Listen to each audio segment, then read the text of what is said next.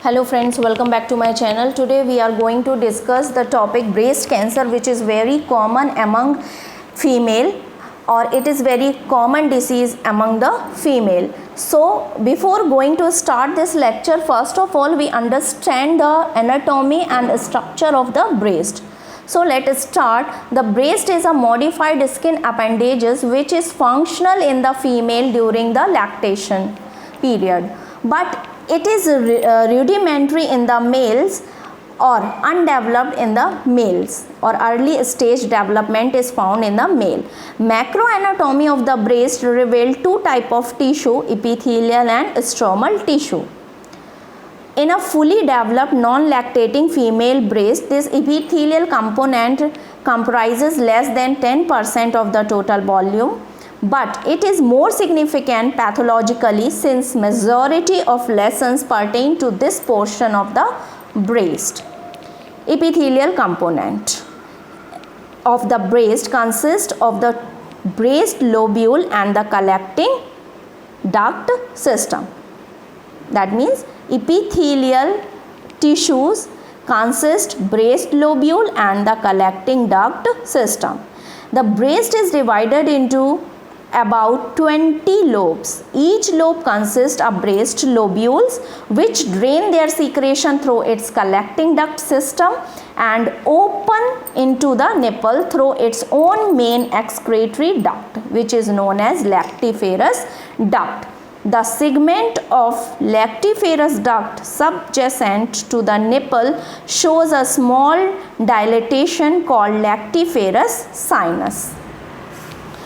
The terminal peripherally as terminal duct in the breast lobule, which are the main secretory functional unit of the mammary tissue during the lactation.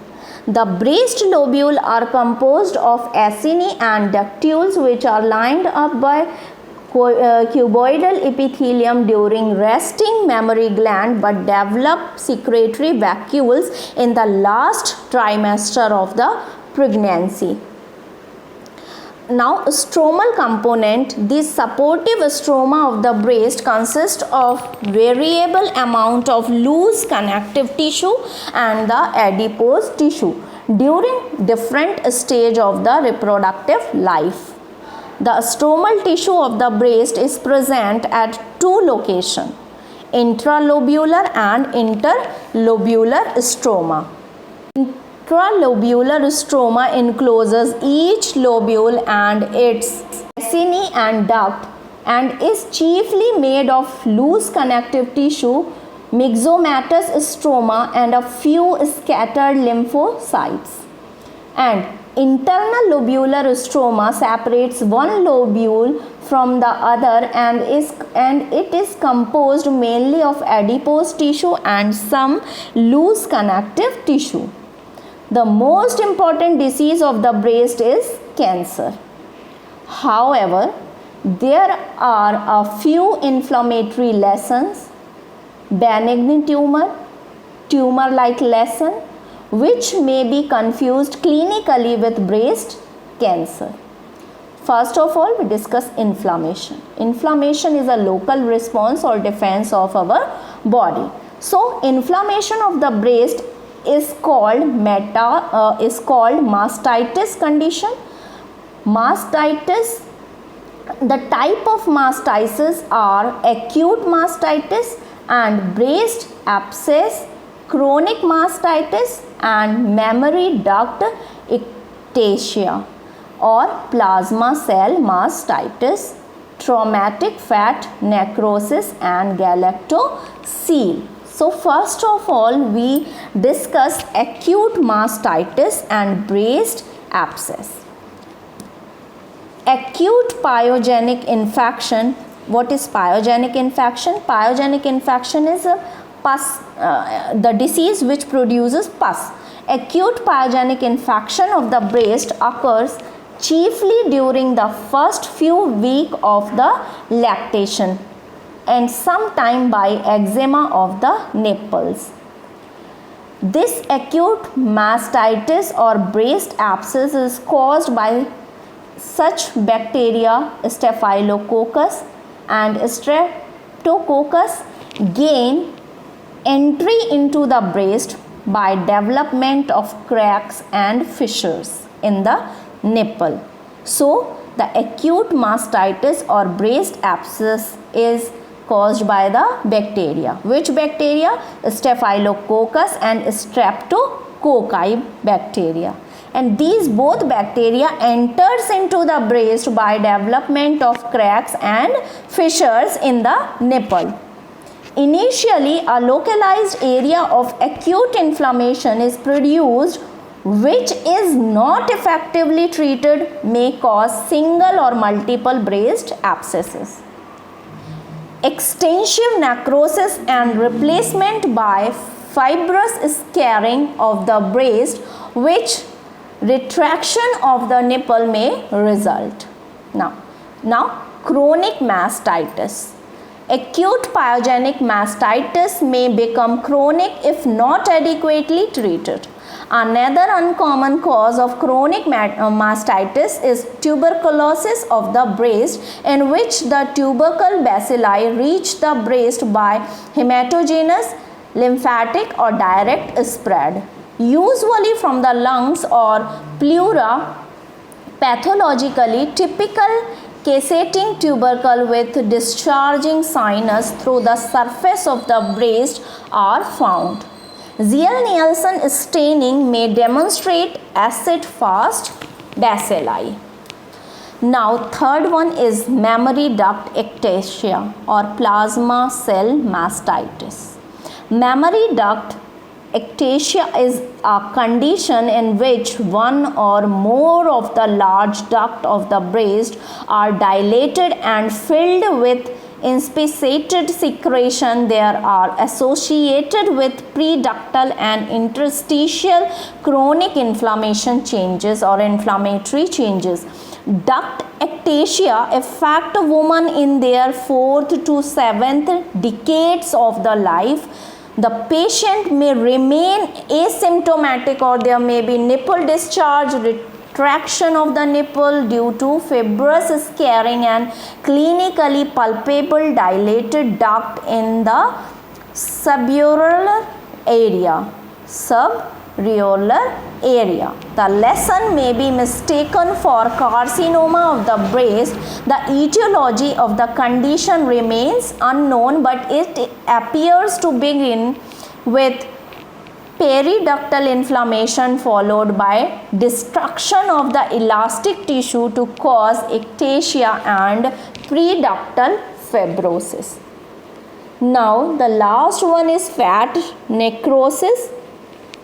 Fat necrosis is a condition, focal fat necrosis of an obese and pendulous breast followed by an inflammatory reaction in generally initiated by trauma. The condition present as well as defined mass with indurated appearance.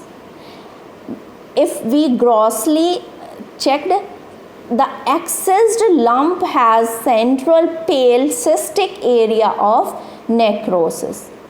There is disruption of the regular pattern of lipocytes with formation of lipid filled space surrounded by neutrophil, lymphocyte, plasma cells and histocytes having foamy cytoplasm and frequent foreign body gained cell formation. In late stage, there is replacement fibrosis and even calcification. Now galactocele. A galactocele is cystic dilatation of one or more duct occurring during lactation. The mammary duct is obstructed and dilated to form a thin walled cyst filled with milky fluid. Rarely the wall of galactocele may get secondarily infected. Another condition is fibrocytic changes. In fibrocytic changes, the term fibrocytic changes is characterized by a spectrum of proliferative and regressive changes in the epithelial and connective tissue element in the female breast. It is the most common benign breast disease, producing palpable lump in the breast of adult woman. This condition is occurred or found in adult woman. Its incidence has been reported to range from 10 to 20% in adult women. Most of the patients with fibrocytic changes are between 3rd and 5th decades of life, with dramatic decline in its incidence after menopause, suggesting the role of estrogen in its pathogenesis. Following 3 pathologic lessons are generally included under fibrocytic changes are seen, like such as cyst formation and fibrosis, also known as simple fibrocytic change. Second factor is epithelial hyperplasia, and third one is sclerosing adenosis.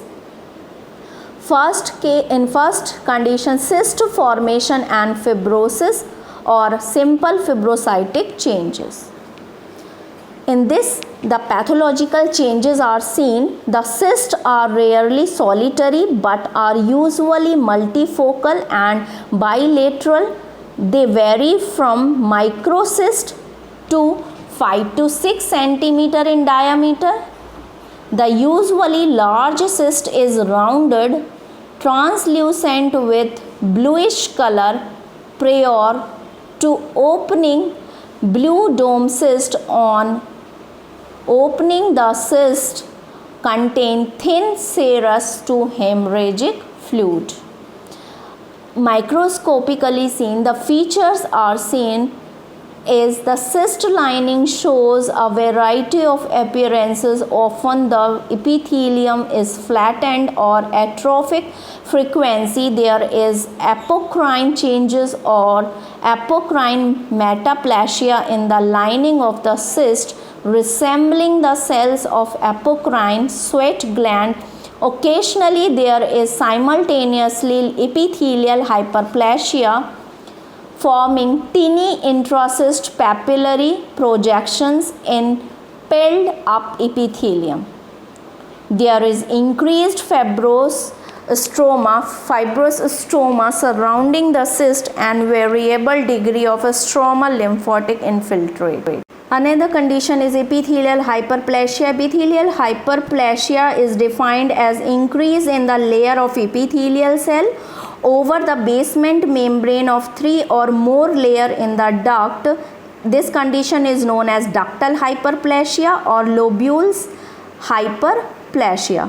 The latter condition, lobular hyperplasia, must be distinguished from adenosis, in which there is increase in the number of ductals in or acini without any changes in the number or type of cell lining them. Epithelial hyperplasia may be totally benign or may have atypical features. Third condition is sclerosing adenosis. In the pathological changes are seen in this condition is the lesion may be coexistent with other component of fibrocystic disease or may form an isolated mass which has hard cartilage like consistency and resembling an infiltrating carcinomas. Microscopically studied, there is proliferation of ductules or acini and fibrous stromal overgrowth. The histologic appearance may superficially resemble infiltrating carcinoma but differs from the latter in having maintained lobular pattern and lack of infiltration into the surrounding fat.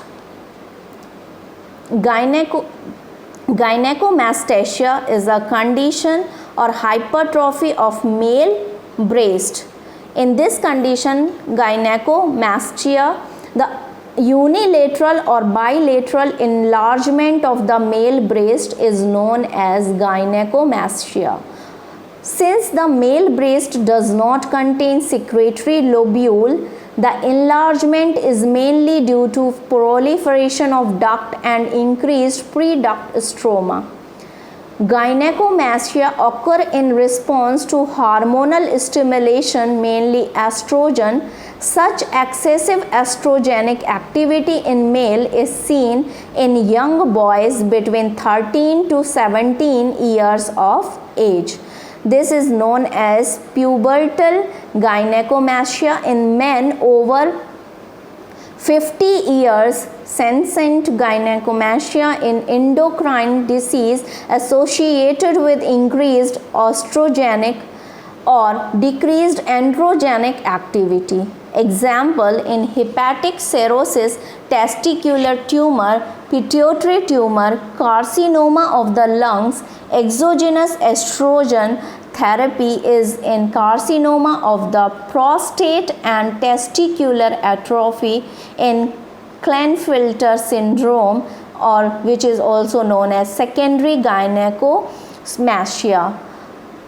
And lastly, enlargement without any obvious cause, known as idiopathic gynecomastia. Pathological changes are seen. One or both the male breasts are enlarged, having smooth glistening white tissue, and microscopically studied. There are two main features: proliferation of branching duct, which display epithelial hyperplasia with formation of papillary projection at place, and second condition is increased fibrous stroma with myxoid appearance. This is the condition shown in male. Another condition is breast tumor.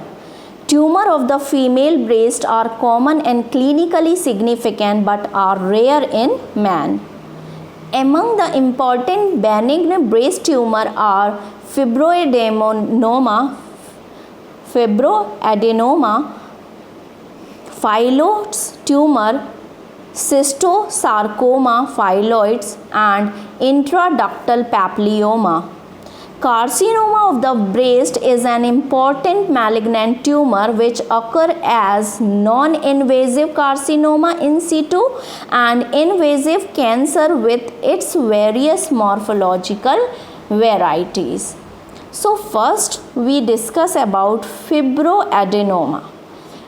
Fibroadenoma or adenofibroma is a benign tumor of fibrous and epithelial element. It is the most common benign tumor in the female breast, though it can occur at any stage during reproductive life. Most patients are between 15 to 30 years of age.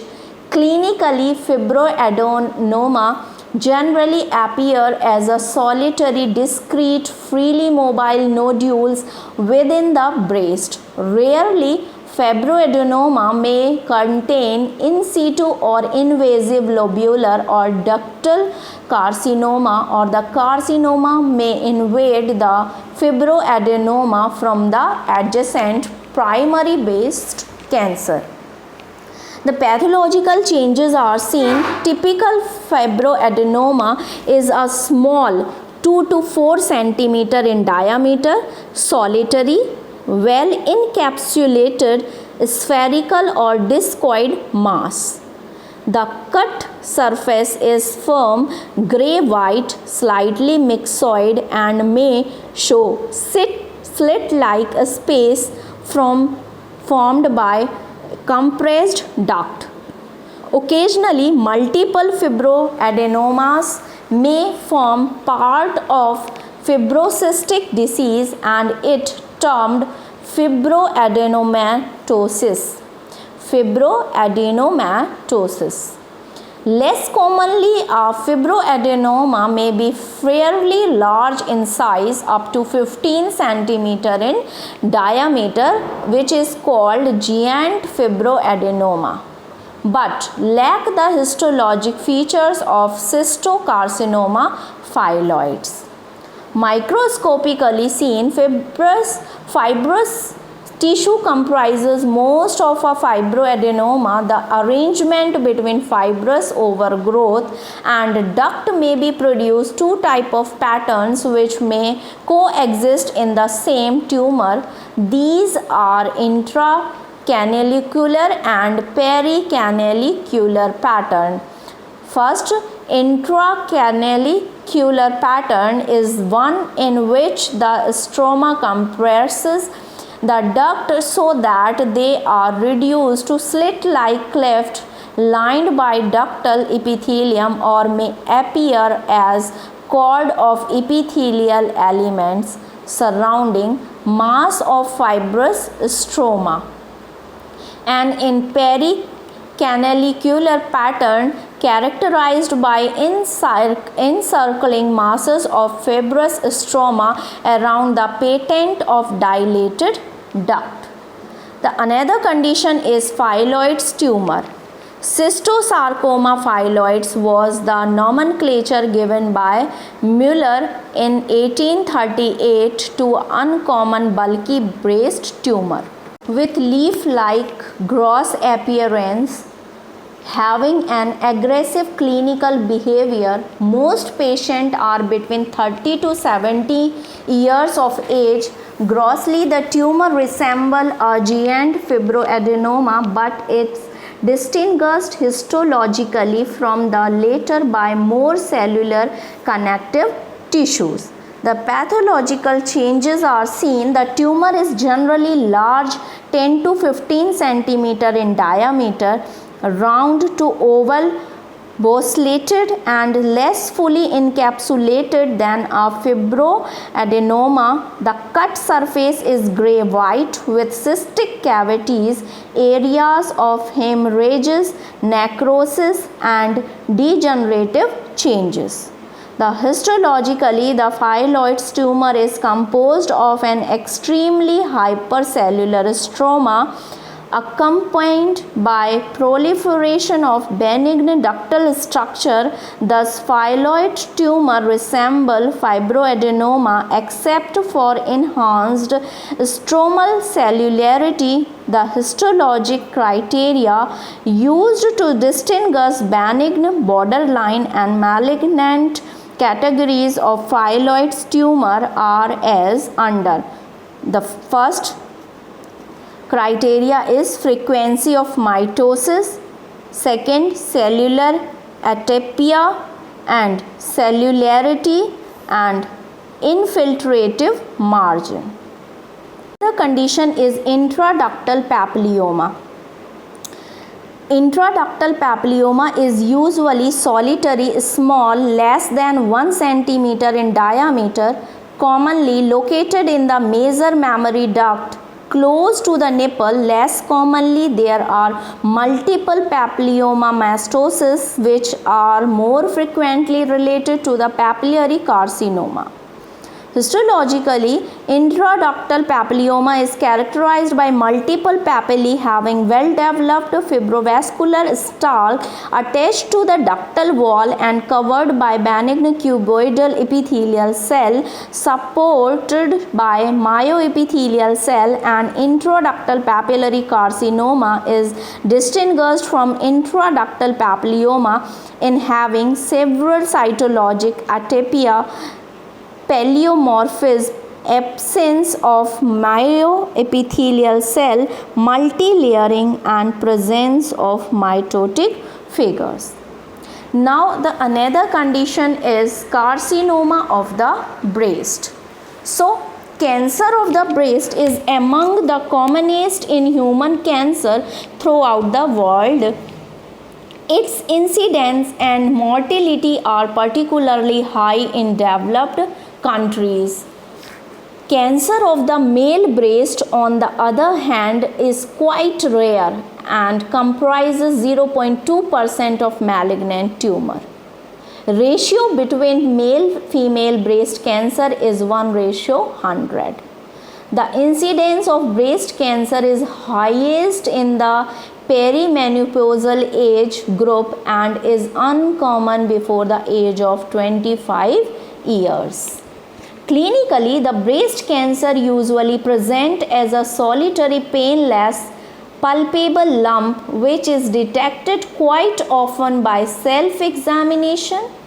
Higher the age, more are the rare chances of the breast lump turning out to be malignant. Thus, all breast lump, irrespective of the age of the patient, must be removed surgically. Currently, emphasis is on early diagnosis by mammography, xeroradiography, and thermography. Techniques like fine needle aspiration, cytology, FINAC, stereotactic biopsy, and frozen section are immensely valuable to the surgeon for immediate pathological diagnosis. Etiology. The following risk factors are considered in etiology, like geographic condition, genetic factors, family history, inherited mutation, estrogen axis. Here, estrogen axis. What is the role of estrogen? Women with prolonged reproductive life with menarche setting in at an early age and menopause relatively late have greater risk. And another condition, higher risk in unmarried and nulliparous women than in married and multiparous women. Third, when a woman with first childbirth at the late age over 30 years at the greater risk. Lactation is said to reduce the risk of breast cancer. Bilaterally, oophorectomy reduces the risk of development of breast cancer. Functioning ovarian tumor, granulosa cell tumor, which elaborate estrogen, are associated with increased incidence of breast cancer. Estrogen replacement therapy administered to postmenopausal women may result in increased risk of breast cancer. However, there is no definite increased risk with balanced estrogen progesterone preparation used in oral contraceptive, and men who have been treated with estrogen for prostatic cancer have increased risk of developing cancer of the male breast. Another factor which is responsible is environmental and dietary factor. Other one is fibrocytic change. Now, general features and classification of carcinoma. So, carcinoma is 3 types or classified in 3 manner. First, non-invasive in situ carcinoma. 2 types of carcinoma in situ are recognized. First, intraductal carcinoma. The pathological changes are seen in intraductal carcinoma are the tumor may vary from a small poorly defined focus to 3 to 5 centimeter diameter mass. On cut section, the involved area shows crystallically dilated duct containing cheesy necrotic material which is comedo pattern, or the intraductal tumor may be polypoid and friable, resembling intraductal papilloma in papillary pattern. Histologically changes, the proliferating tumor cell within the ductal lumina may have 4 type of pattern in different combination. These combinations are solid, comedo, papillary, and cribriform. First, in solid pattern, the characterized by filling and plugging of the ductal lumina with tumorous cell, and in comedo pattern, centrally placed necrotic debris surrounding by neoplastic cell in the duct, and in third condition, papillary pattern has formation of intraductal papillary projection of tumorous cell which lack a fibrovascular stalk so as to distinguish it from intraductal papilloma. And in fourth pattern, cribriform pattern, it's recognized by neat punched out fenestration in the intraductal tumor. And the another condition, lobular carcinoma in situ. The pathological changes are seen in lobular carcinoma in situ. No visible tumor is identified, and in histologically changes in situ lobular carcinoma is characterized by filling up of terminal duct and ductals or acini by rather uniform cells which are loosely cohesive and have small rounded nuclei with indistinct cytoplasmic margin. Another type of carcinoma is invasive carcinoma. The pathological changes in invasive carcinoma is the tumor is irregular 1 to 5 in diameter, hard sectioned surface. The grey tumor is grey-white to yellowish with chalky streaks and often extend irregularly into the surrounding fat. Another condition, infiltrating lobular carcinoma. The pathological changes are seen. Appearance varies from a well-defined scurous mass to a poorly defined area of induration that may remain undetected by inspection as well as palpation. Histologically, there are two distinct feature, pattern and tumor cytology. First pattern, a characteristic single file linear arrangement of stromal infiltration by the tumor cell with very little tendency to gland formation is seen. And if we talk about tumor cytology, individual tumor cell resemble cell of in situ lobular carcinoma. They are round and regular with very little pleomorphism and infrequent mitosis. Third one is medullary carcinoma, is a variant of ductal carcinoma and comprises about 1% of the breast cancer. The pathological changes are seen. The tumor is characterized by a large, well circumscribed rounded mass that is typically soft and fleshy or brain-like, and hence the alternative name of encephaloid carcinoma.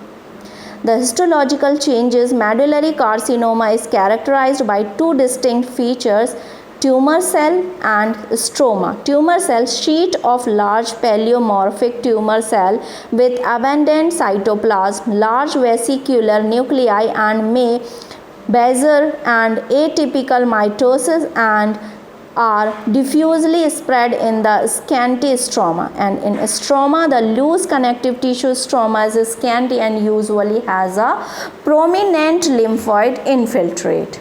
Now, fourth type of carcinoma is colloid carcinoma, also known as mucinous.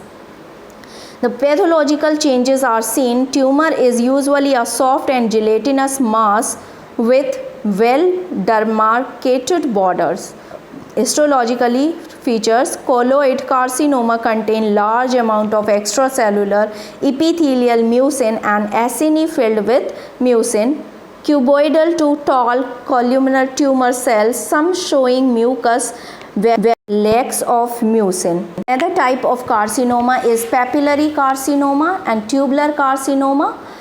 In these type of carcinoma, tumor is highly well differentiated and has an ordinary pattern. The tumor cells are regular and form a single layer is well defined tubules. And in adenoid cystic carcinoma, there is stromal invasion by island of cells having characterized cribriform appearance. Now, third condition, Paget disease of the nipple.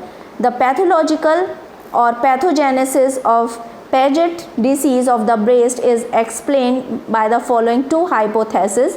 The tumor cell from the underlying ductal carcinoma have migrated up into the lactiferous duct and invade the epidermis, producing skin lesion. An alternate theory, though less reliable than the former, is the Paget disease represent a form of carcinoma in situ to the epidermis itself. Staging and prognosis of breast cancer.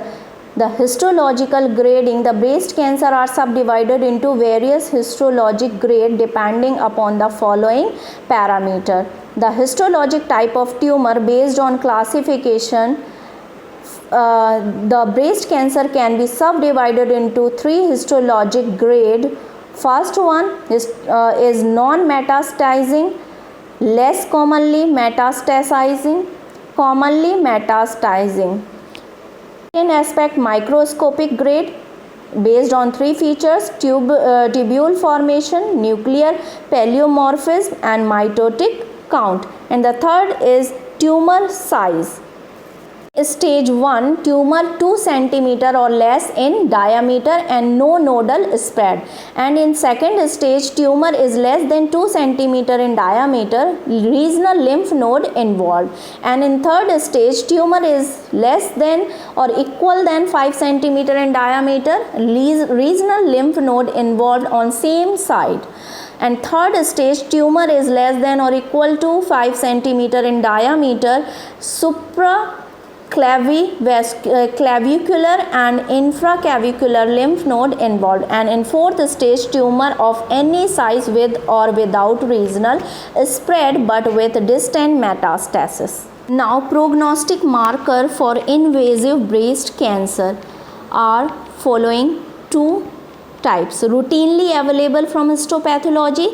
In this, there are factors involved in tumor size, lymph node involvement, histological grading, histologic type, mitotic count, estrogen progesterone receptor.